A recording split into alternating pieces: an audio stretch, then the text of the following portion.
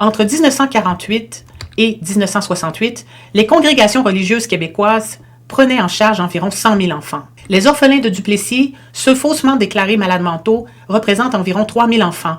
Vous les voyez ici en bleu.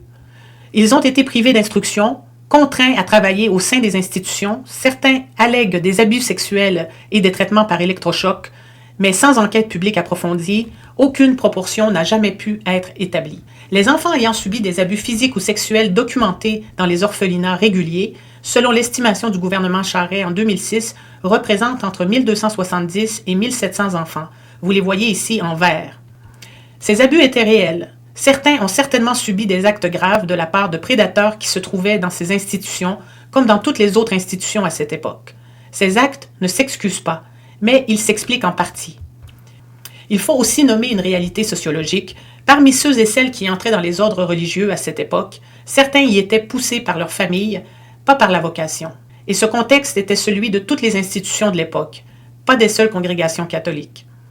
C'est sur ces 4500 enfants, parmi 100 000, comme vous pouvez voir à l'écran, pris en charge par l'Église, que le récit officiel a construit son réquisitoire.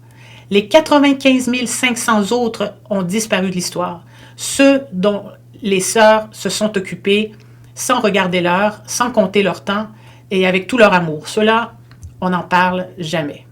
Entre 2013 et 2016, la Commission des droits de la personne du Québec a audité les dossiers d'enfants placés en famille d'accueil sous la responsabilité de la DPJ en Mauricie. L'audit a conclu que 32 % des enfants placés ont subi des abus sexuels ou physiques. 32 %. C'est le tiers des enfants placés. Nous sommes en 2013, pas en 1950, et pourtant 6,4 fois plus élevé qu'entre 1948 et 1968 proportionnellement. Je vais vous donner des visages. En 2016, Thomas Audet, 22 mois, meurt au Saguenay sur la liste d'attente de la DPJ. En 2018, Rosalie Gagnon, 2 ans, est retrouvée morte dans une poubelle de Charlesbourg. En 2019, à Granby, une fillette de 7 ans meurt asphyxiée, enveloppée de rubans adhésifs. Plusieurs signalements à la DPJ avaient été ignorés. Ce sont les orphelins de notre époque, sous notre gouvernement, sous notre responsabilité, avec notre argent, et personne ne réclame de démantèlement de la DPJ, comme on a démantelé les congrégations religieuses. Regardez maintenant ces deux images ensemble. Prenez le temps de les voir vraiment. À gauche, les statistiques qu'on nous a présentées comme scandaleuses pour justifier la destruction de notre système de santé traditionnel. À droite, les statistiques sur le système qu'on a construit à la place, 50-60 ans plus tard.